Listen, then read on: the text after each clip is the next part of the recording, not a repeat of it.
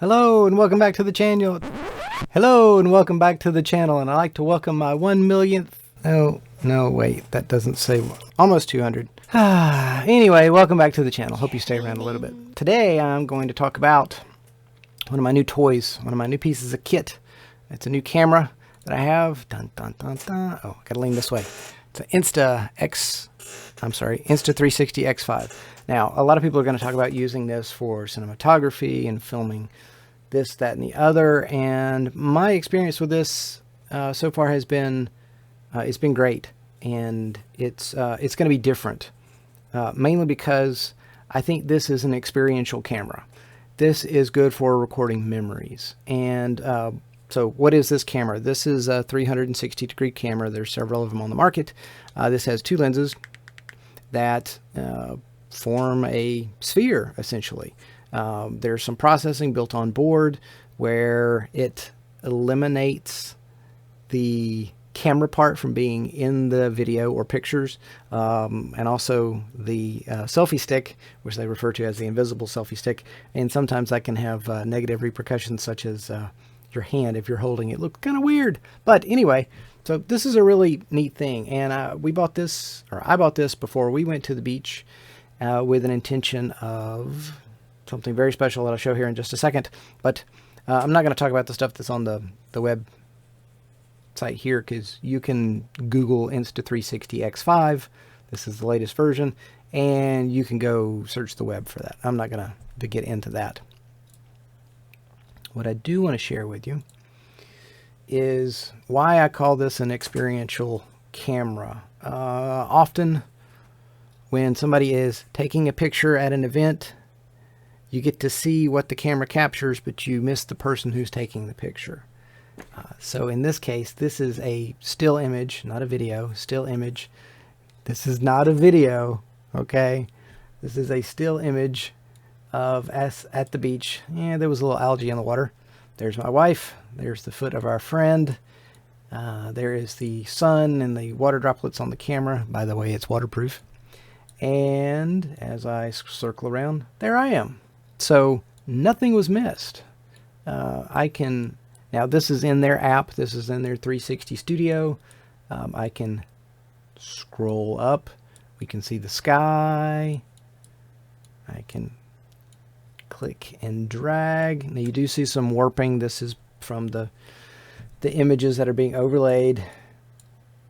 And you can see this is the invisible selfie stick. You don't see my hand. You don't see the selfie stick. What you're seeing here is actually water that had accumulated in the bottom of the scratch guards, which I took off later to eliminate this problem. But we can rotate this around from my perspective and look down into the water. I mean, so there is nothing that's missed at all.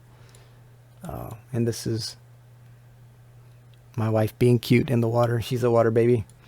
And Corey, you seeing her feet, she's more of a water baby. She just likes to be in the water. So as far as experiential examples go, here is me trying to take pictures, and this is where it really got confused with my hands. But there I am, fiddling with the camera. There's my buddy Robert. And let me see if I can... You can see my kite. So I bought this with the intention, I keep saying we, because we only have one in the fleet so far. I bought this with the intention of flying it up on the kites. We've been flying cameras up on kites for a number of years. My buddy's got several GoPros. I started off with this little cheapy. I don't have it handy. It was only about this big, about the size of a pack of stick gum. Whoops. That was used for putting in remote control planes under the cockpit, and you could record video on it, and it could do time-lapse. It could do video, which is really bad. It could do photos on a reoccurring basis, an interval photo. That's not what I called it. Anyway, and so we hung this off the bottom of it, and that tiny little thing doesn't weigh anything. A GoPro weighs about 200 grams. This weighs about 250 grams. I don't know what that is in tons or pounds. I'm an imperial person, not a metric guy, but don't hold that against me. I bought this with the intention of flying this on the kites. So I'm going to play a little bit of video. It's going to be a little rough. Let me kind of get this to a... This is not the best example. I tried to do video versus just the interval photos, but I'm going to play a little bit of this so you can see if you pick up on a couple of things. Now remember, as I said, this is hanging from the bottom of the kite. It is literally some kite string and a little clip holding on to the string of the kite. Nothing fancy. I'm going to hit play.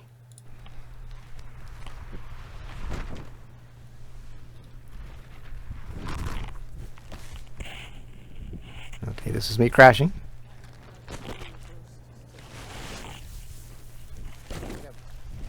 My wife trying to give me a hand. I'm very frustrated, probably saying, okay, kite's up in the air. Let me unplug the headphones. You can hear the wind whooshing in the background. I'll turn the speakers off.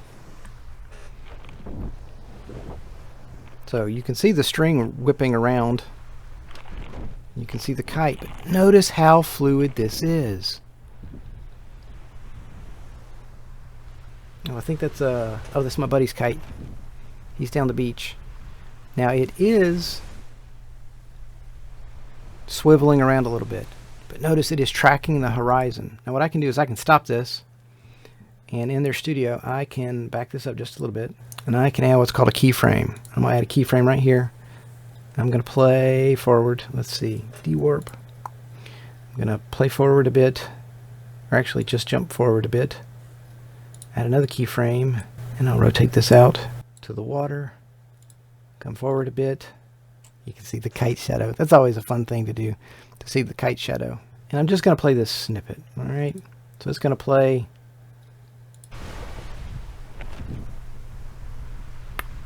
And then there's the water.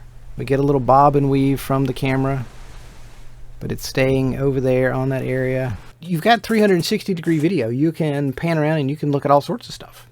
So what's going on behind me? Well, let's see. I think I had a little bit better. So this is up a little bit higher. This is video, but I'm not going to play it. I'll export some of this a little bit later. So looking down the beach, this is just seaweed blowing in from the storm. You can see the green stuff on the beach. You can see the umbrellas down the beach. You can see houses on the beach. You can see my wife taking pictures of me, taking pictures of her, taking pictures of me. And you can see the kite string. And this is where the camera is attached. And notice it kind of blurs that out. So you get a picture of everything. And I believe that's Robert's camera, and that should be Robert right there. So we didn't miss anything. Everything's right here. Now, this is not the greatest video in the world, because the wind was not as strong as it had been previously, but I was more about taking interval images as the kite goes up and as the kite comes down. So I'll show you. Okay, so I'm going to load these into the Insta360 Studio. This is the first image that was done at 3:33 p.m. and I think these were going about every 30 seconds. And I'm going to scroll down to 4:32 p.m. So it's quite a few images, but very, very interesting. Okay, so this is one of my first pictures. Now, think about this. I keep saying that this thing was dangling off the bottom of the camera, off the bottom of the kite and swinging around. And what we have had over years and years and years is the camera's just flailing about all over the place. And to get a picture that looks this stable is very odd. Okay, this is the first picture that was captured, but we can see that I'm getting everything ready. So the second image that we capture is this. I thought, okay, it's not that far off the ground. That's about 25, 30 feet, something like that. Okay. That's kind of nice. Well, if we go to the second one. Okay, so that's, that may be interpreting a bit, but I mean, look at that. Look at that. Oh my gosh. And I can scroll around and I can look at all this stuff. So it captured, for our purposes, I keep looking at my monitor. I need to look at the camera and you guys. for our purposes, this captured everything that was in our field of thought, not our field of vision, because we can't see any of this. We're not up high enough.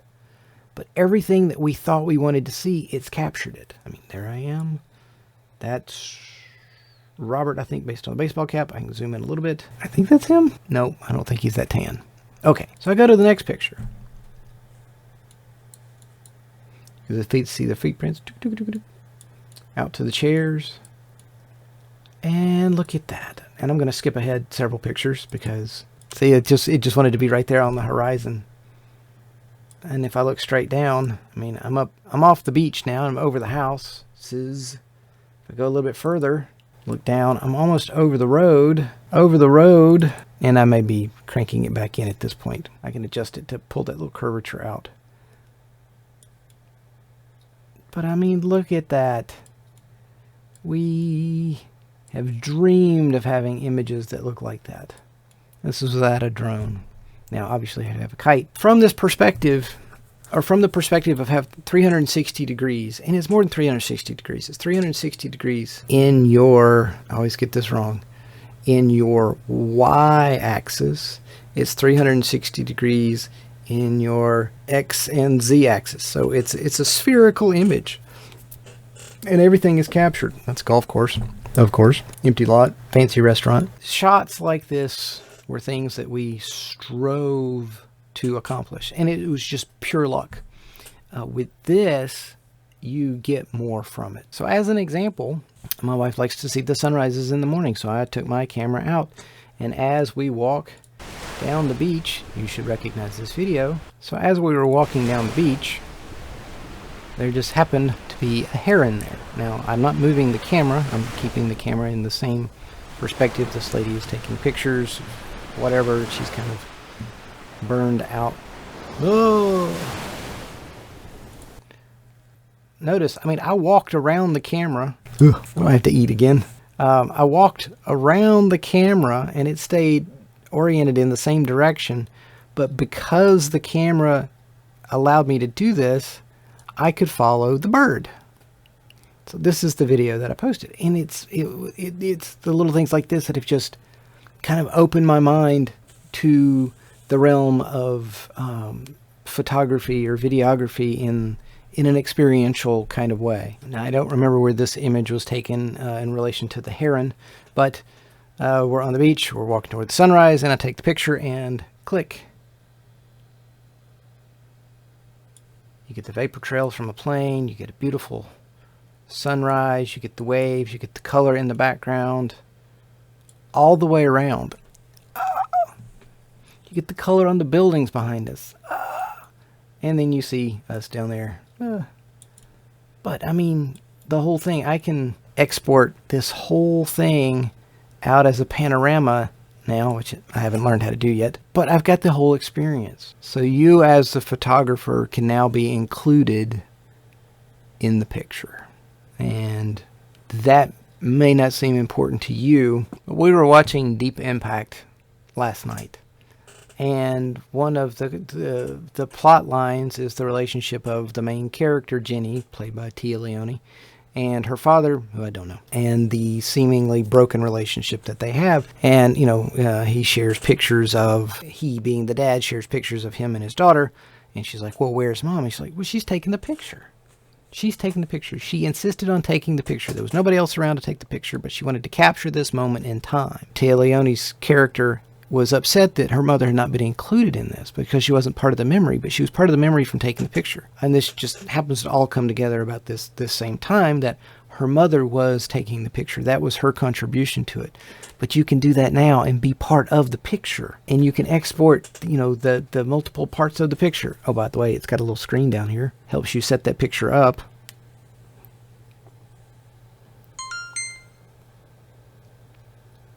So there I am, and woo! You can get the camera far enough away from you that, you know, you don't have that invisible selfie stick, you know, chewing up your face or your entire arm. You can put it on the selfie stick and hold it out in front of you and still get a great picture. You can hold it vertical. You can hold it horizontal. You can do quite a few different things. I mean, I probably would not hold it like this to take the picture because of what it's going to do with the invisibleness of the selfie stick being your hands at that point is going to be kind of creepy. You'll find images of people being very slick with, you know, the selfie stick.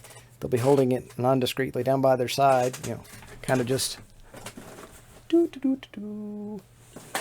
so that it doesn't look obvious that they're holding out a selfie stick. But who cares? You got 360 degrees and on all three axes, you can get the perfect shot out of it. And if it's a selfie, by golly, you're going to be in it anyway. So get your selfie stick in there. Might as well include it. You know, it was along for the ride. It was part of the experience. But this kind of set the tone for this whole thought process. So because I like time-lapse so much, we set this up. I've got to get some video from Robert to patch this all together because his camera's at a different location and a different angle, but this was of our sandcastle.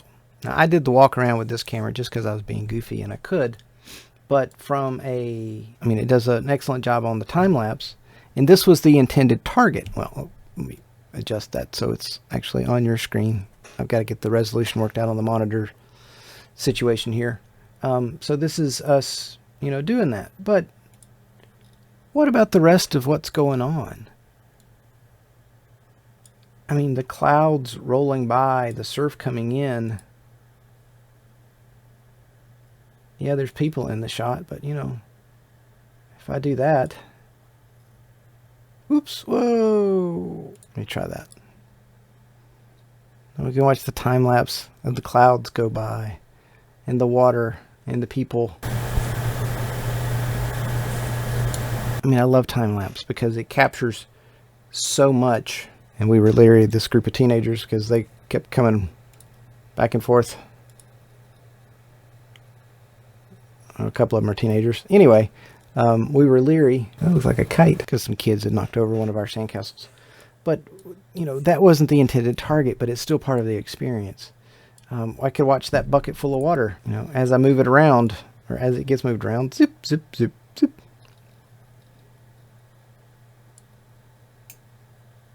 But, you know, the focus of the thing is over here.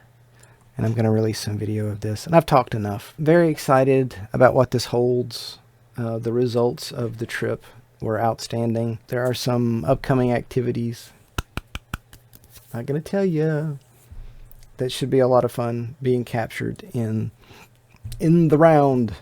And I keep wanting to make this like a three-dimensional capture or a scan or something. I mean, I walked around with it on the selfie stick in and around the castle. It's like that doesn't do what I was thinking it was going to do. Everything else that's here is just grand.